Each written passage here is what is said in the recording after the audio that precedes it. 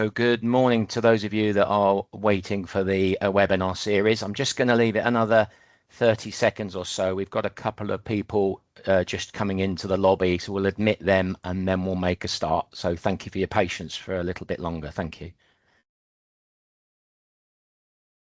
Okay, I think we'll get going. So good morning, everybody, and welcome to our first webinar in this series of exploring local government reorganisation. My name is Andrew Bullock, and I'm the sales director here at Trustmarque Ultima, responsible for what we call regional government. So for us, that's local authorities, higher education, and some housing associations. And I am joined today by Robin Denton, who's Director of Local Public Services at Microsoft. And between us, we're going to host this first session for you. As I said, this is the first of 3 webinars, and I'll give you a little reminder about the topics that we're going to be covering on the other sessions a little bit later this morning. But today we're essentially going to be looking at what we're calling the digital playbook and what day one ready actually means, and what our view is on how councils should start thinking about preparing for that. And obviously, you know, you might be thinking, well, what gives us the right to hold a webinar? We're not a local authority, so what gives us the right to have a view on it? Well, in order to build our portfolio of services to support local government reorganisation, and even to have an opinion, Trustmarque Ultima has invested quite a lot of time discussing the challenges of LGR with a number of local authorities. That's some of the ones that are on the screen here now, the logos that you can see at the bottom. And we've reviewed white papers and looked at the lessons learned, as well as looking at publicly available information that's published by bodies like the Ministry of Housing, Communities and Local Government. So look, hopefully what you hear today will definitely resonate with what you're seeing yourselves. So look, let's just set the scene a little bit. In reality, local government reorganisation is a bit of a once in a generation opportunity to reset. Now, mergers obviously mean multiple estates, multiple suppliers, lots of different identity models and different ways of working. But at the end of the day, the thing that's non-negotiable is residents and frontline teams still need services to work throughout that process, particularly right at the beginning on day one. So this isn't really just about a restructure. It's an opportunity to simplify everything that is done and to modernise. But the key to this is getting a sequence of change correct. And actually, it's in the transition where lots of programs will stumble or fail. And of course, if they fail, they will fail quickly. Failure isn't really about just a technical inconvenience. It's actually service failure. And what does service failure look like if you're an authority? Residents can't pay. They can't report anything. They can't book anything. They can't track anything. Your staff will lose access and visibility. Queues and escalations will spike. And digital failure becomes a very reputational failure very quickly. In fact, probably in a matter of hours. But there is a good way and a proven way of avoiding this. And it's not about just what's the risk. There is an opportunity to provide a really good service and come out at the other end of this in a much better position. Residents will be able to access services without confusion. All your staff will be able to work as one seamless organisation. And if you follow a nice and neat programme, there'll be a clear sequence of going from stability to transformation. We do support a number of councils already on this journey, going from day one readiness through convergence planning and then transformation. And at the end of the day, Trustmarque Ultima's position is that we look at a practical risk managed delivery and not disruption. So look, if you're about to enter that journey, let's start on a day one readiness conversation at the very least. And that's really where the risk to all of this is won or lost. But I would say that, wouldn't I? So don't just take our word for it. I'm sure that many of you are already aware Yorkshire have been through this reorganisation, and many of you will be already familiar with Madeline Hoskin's work. It's published in many places, including, as you can see here, at the Ministry of Housing, Communities and Local Government. And for me, this really brings it home. I mean, I'll leave you to read it yourself, but the bit that resonates for me is the last sentence. Residents don't really care about shiny change. They just want their bins collected and their services to work. So look, I've referenced a couple of times this need for change and the sequence of events that needs to take place. So let's just get on and show you what that is. And it's shown here in what we're calling the digital playbook. It's deliberately simple, and it's simple so that it's repeatable. And we'll start with stabilization or day one readiness. This is around identity, access, collaboration, and the core systems. And really, to keep it really simple, the emphasis is on minimum viable capability. You're just trying to protect continuity. You're not trying to modernize everything early. And identity, I'm talking about technical identity here, is treated as the anchor here, enabling you to secure your access across multiple environments, alongside ensuring you've got reliable email, your collaboration tools all still work, and you've got data availability. Now, the critical principle here in this phase is to avoid making irreversible technology decisions, because anything that's premature around trying to modernize introduces a lot of risk and could destabilize those essential resident services. So success is really easy to measure in phase one, the day one readiness. Quite simply, can the staff still work as normal? Do all the services still remain live? And have the citizens experienced no disruption? And it's only when all that's in place that you can even think about moving into convergence, the second stage. That's where we get to rationalize tenants, systems, contracts, and doing all of that planned migrations without destabilizing the basic services. So once operational stability has been achieved, this is about bringing together the multiple council systems, the different ways of working into a single coherent organisation. And the stuff in here in this phase would typically include aligning your collaboration models and making informed decisions about what should be standardized. This is really about focusing on reducing complexity, but again, without introducing any unnecessary risk. Then you get into the final stage of transformation. That's the redesign of services, automation, and maybe improving outcomes. And this represents the shift from stability to one of improvement and innovation. But you have to have the strong foundations in place first. Councils can then look to modernise platforms, redesign the services, and use digital and data more effectively to improve outcomes for residents and citizens. And we think that together, the three phases of stabilisation, so your day one readiness, your convergence, and your transformation, gives a clear and realistic pathway from reorganisation to a future ready council. So that's just a quick overview and a sort of a scene set. And with that, I think it's an excellent time to bring in Robin Denton from Microsoft. And I'll stop sharing. Robin, over to you.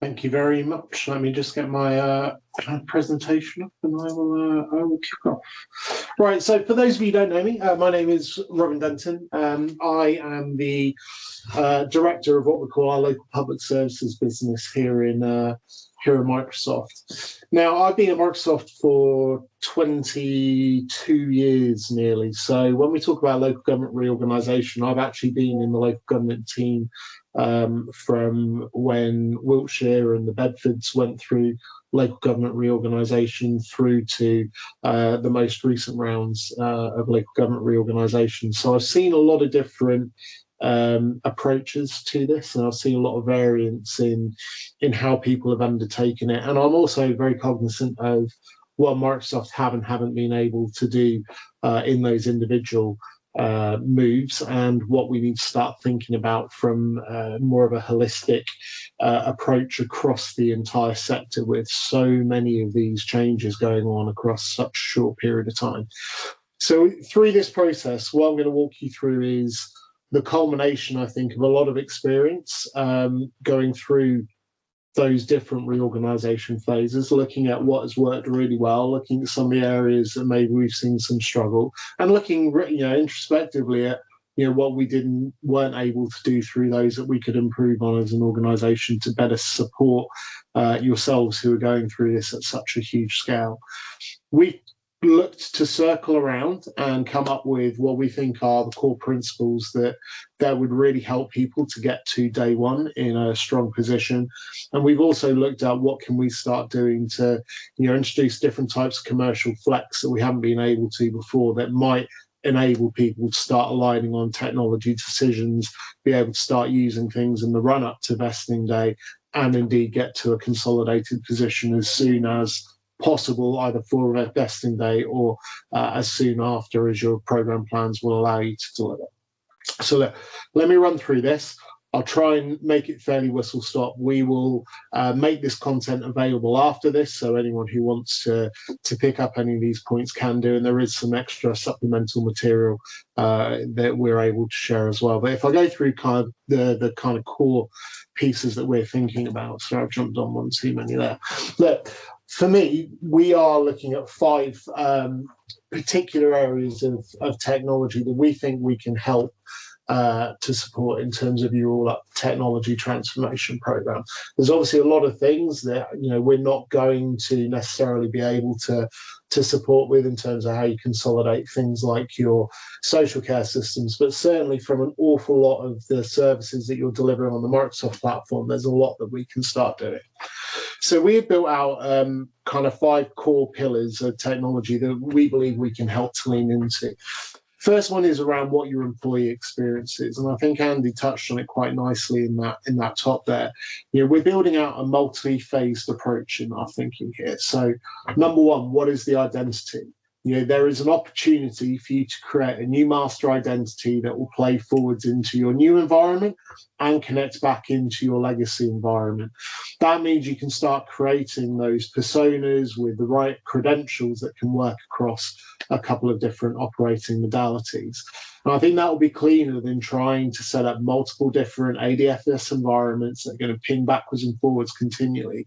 Standing up what that new master identity is going to be is a big step in helping you to create that move forwards and actually start locking down the permissions that you need from day one. That will help with some of the security as well in terms of the new environment.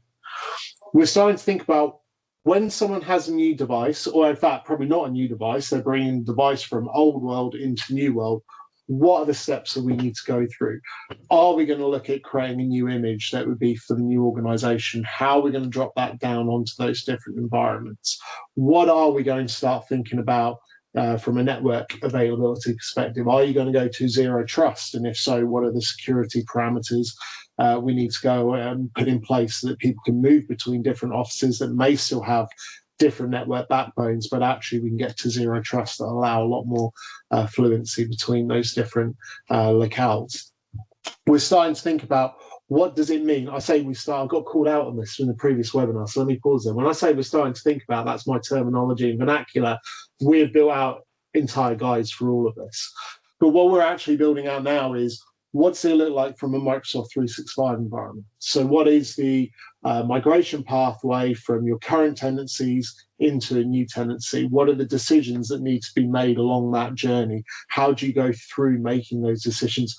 I'll give you a cliff note. The single biggest debate you're going to end up having is, what is the new tenancy going to be called? Because you will have to come up with a new brand name for the new organization. And that is really commonly a tripping point that we see that holds things up. So what is going to be the politician sign-off? on that. But then how do we get to migrating data into that as quickly as possible so you can get to a day one environment where people can be working out that new environment? We're also cognizant that there's going to be a whole host of things that you need to connect back into. So identity is a part of that connecting back into, but I also think that there is a big role to play that a VDI type solution could land in here, and that might be creating full virtual desktops you want to connect back into. They're actually the access point to some of those legacy systems. It might be you want to be doing something different with application delivery or a different modality using something like Windows 365 to connect back into some of those legacy systems in a very controlled manner, which allow, again, you to move forwards with having a new working and operating environment for your organization.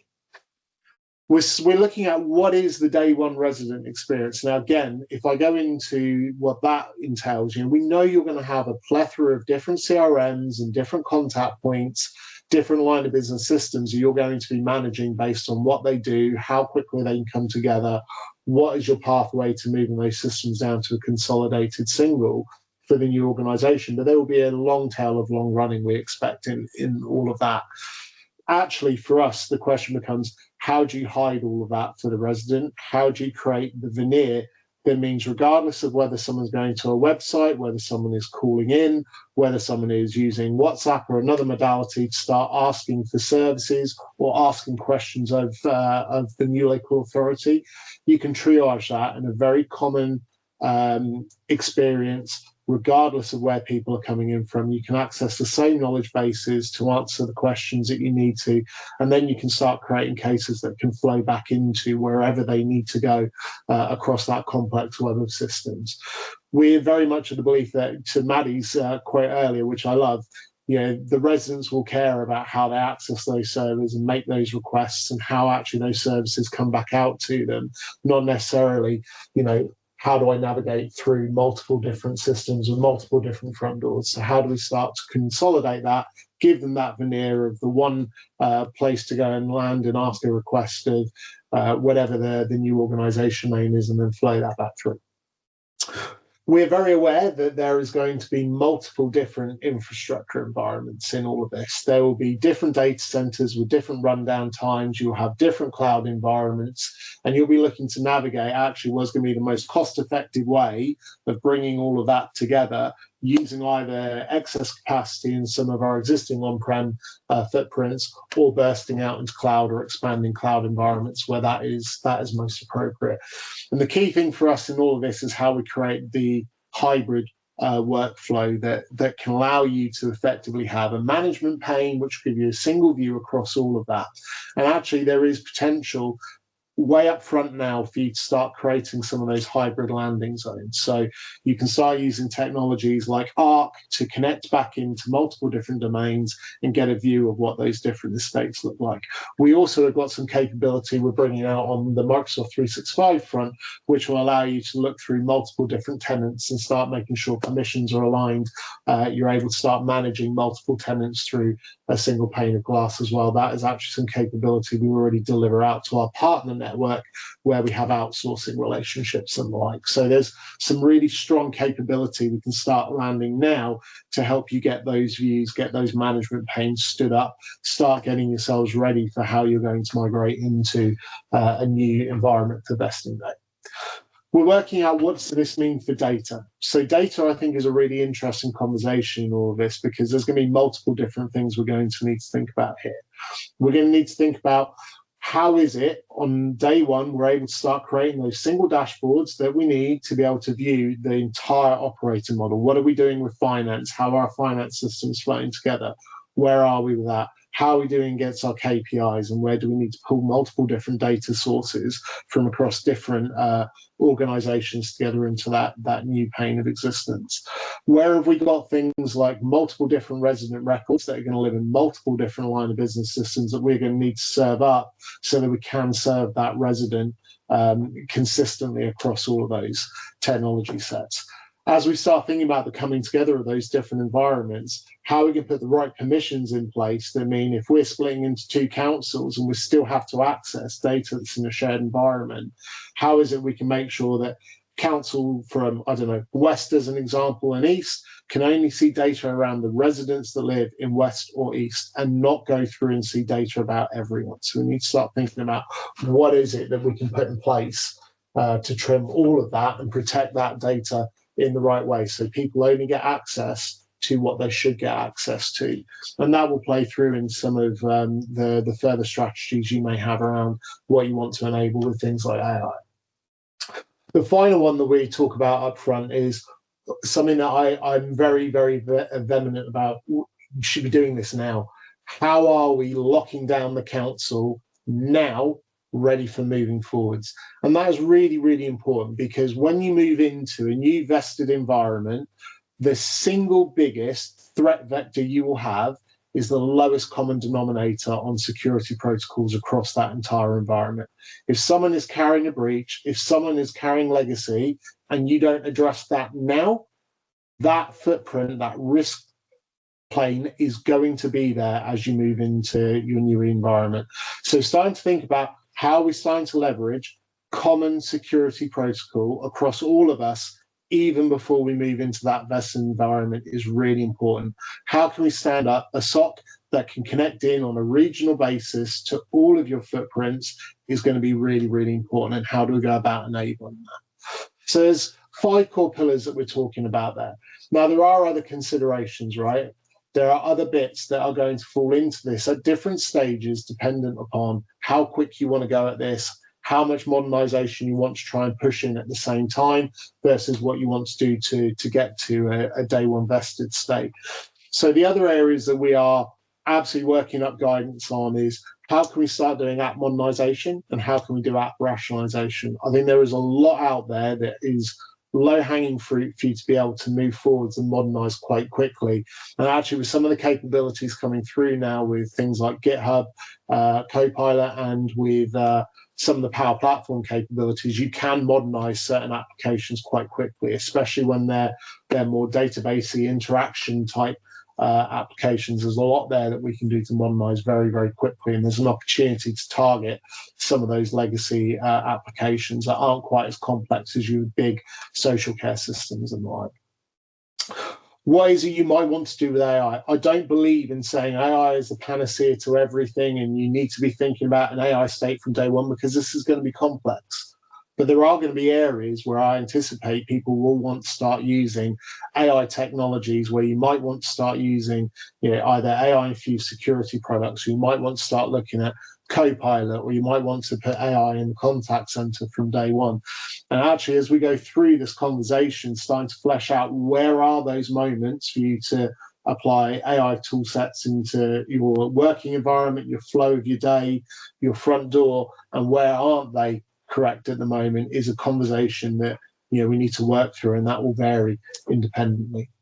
As we look into the medium and long term, what are you looking to do with ERP? We've seen a number of councils, whether that's Somerset, BCP, etc., who, as they've gone through this, have started deciding, right, we're going to move into a new ERP platform. Some people decide to consolidate on what is the biggest ERP platform. So again, as you're thinking about that, what are the options that you've got there? What is it that we could bring to that? Where might you want to surround different ERP systems you're already using with capability that might enrich them?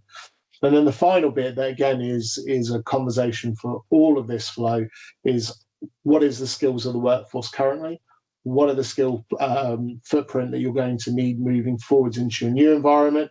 Where are there technologies that people are going to have to start using that are different to what they're using today? How to create that skilling pathway and make sure people are ready for moving into that new environment. Now, there's quite a lot that we are doing to help facilitate some of this. So one of the single biggest questions that I get asked and have been asked over the past year is, what do we do about our contractual state? We know that as we go into this, people have got EA anniversaries, you've got renewals coming up, and the question that we're getting asked a lot is, what do we do to facilitate this? So there are a couple of options that we are able to start delivering at the moment, and it's completely up to you as to whether you want to take them, right? There is no push or force. We're not going to hold anyone to anything. You can carry on as is.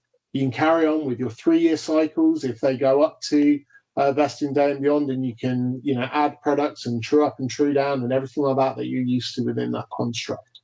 However, there are options we are providing for people who are looking to bridge because they might have an anniversary or renewal that comes up before they get to vesting day, and they need to look at something different, particularly for a renewal. So there are a few things here.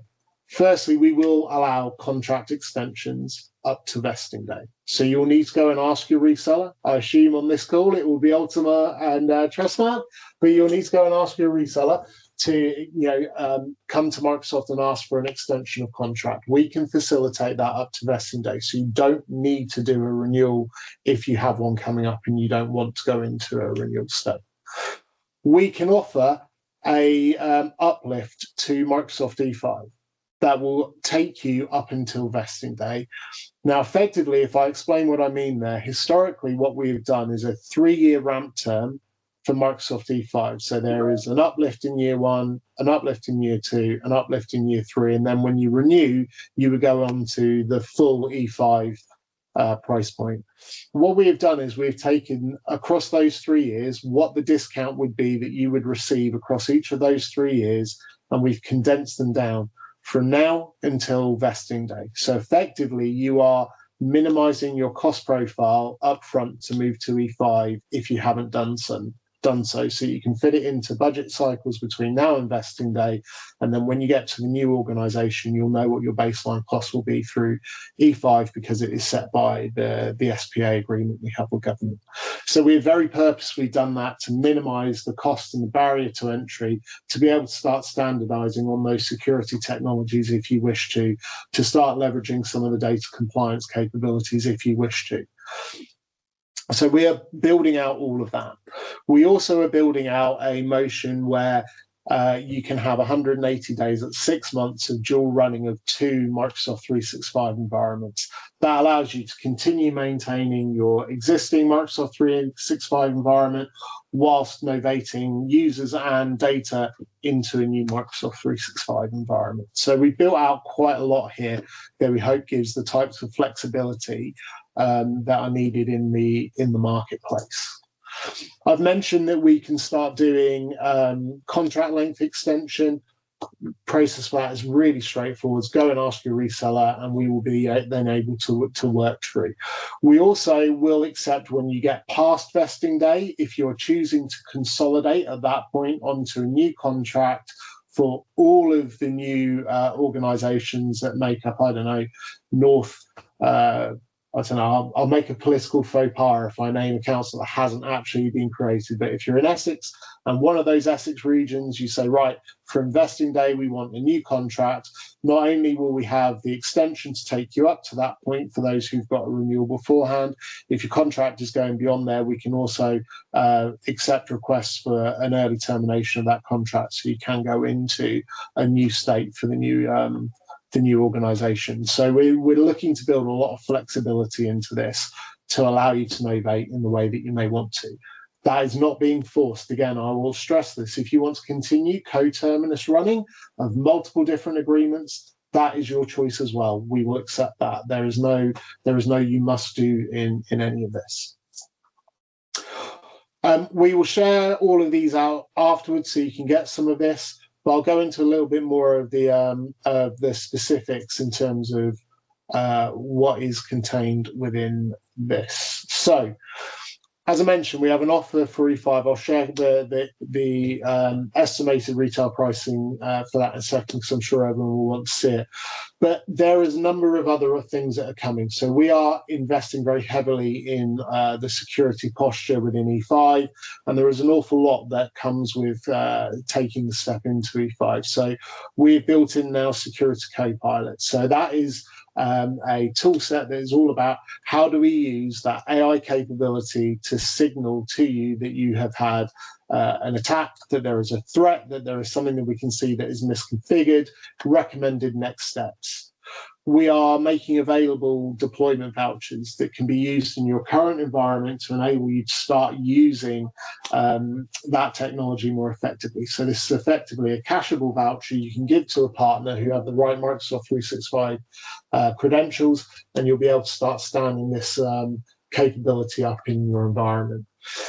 We have got a set of ingestion capabilities that will take the signals from E5 and it will digest them for free into Sentinel. So again, you can start standing up those regional SOCs and minimizing the cost to being able to see what is going on across that environment. We've got Intune Suite coming into E5, so there is a whole range of additional management capabilities that you can land in your current environment, but also plan for in terms of the new estate. And then we have Defender for Expert XDR, which again plays into that whole life cycle management of what you do around security and potential breaches. So all of this is being brought into the capability for E5 and in terms of what we are releasing to market.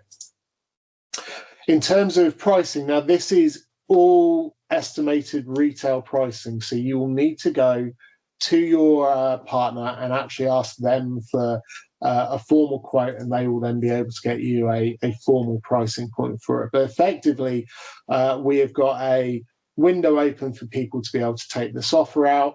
It will run from now until effectively the May of vesting day, so you can then look to step into a new contract for the new organisation beyond that.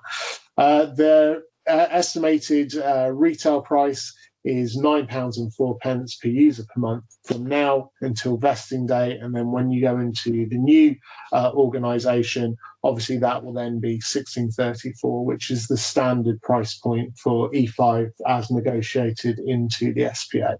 So this is out there, this is available for you to be able to making decisions around now in terms of budgeting and what you might want to do from a tech portfolio perspective. Again, it is available. It is not something we are forcing, but we do strongly recommend people start standardizing on E5, because in most regions, E5 is being used by several of the councils in that area. We also, as I called out, we have got a dual use, a dual running offer out there. We will make this 180 days. Now, we've had a lot of feedback, and I will address it up front. Is 180 days long enough? We need to get to a point individually where we understand what migration paths look like, what your timescales are, when is it you actually need to activate a new tenant, what is the dual running of that on your program and project, and then when is it you will look to be able to do the cutover into the new environment. There could be flex here, but we need to get to the point organisationally where we understand what your plan is to be able to align to what you're looking to do. So out of the box, we are offering 180 days, that's 6 months of dual running, where you can be standing up that new environment to run alongside your existing environments and be planning the migration and the cutover into that. We also have got offers out which will allow you to start thinking about what data you want us to migrate, or what is it that you want third parties to do. So we have Microsoft native tooling where we will take on and align an engineer who will then manage through the fast track process you moving from one tenancy to another, and that will help you migrate your email, that will help you migrate SharePoint, that will help you migrate some of the content within Teams. You can go out to third parties who could do that for you, or you could look at a blended environment where some of that is being done by our team, some of that is being done by your team or with a partner using the right tool sets.